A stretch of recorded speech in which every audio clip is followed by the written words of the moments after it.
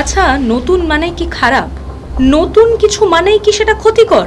ওয়াকফ বিল নিয়ে তৈরি হয়েছে প্রচুর বিতর্ক। তবে একবার ভেবে দেখেছেন কি বলছে ওয়াকফ বিলের সংশোধিত রূপ? বিলটি আমাদের কাছে আনছে মহিলাদের উত্তরাধিকারের অধিকারের কথা। বহুদিন ধরে মহিলাদের যে ন্যায্য অধিকার থেকে বঞ্চিত করা হয়েছিল সেই অধিকার দেওয়ার কথা।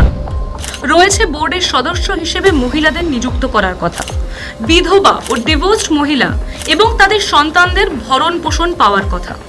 শুধু মহিলাদের বিষয় নয়, এটিতে উঠে এসেছে সংখ্যালঘু মুসলিমদের ন্যায্য অধিকারের কথাও।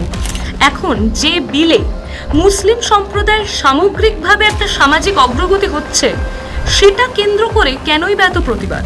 দেখুন, হতেই পারে প্রতিবাদকারীদের কিছু বক্তব্য আছে, তা আলোচনা সাপেক্ষ, কিন্তু যে বিলে মানুষ উপকৃত হতে পারবেন, আপনারা তার পাশে থাকুন, তাদের সহযোগিতা করুন।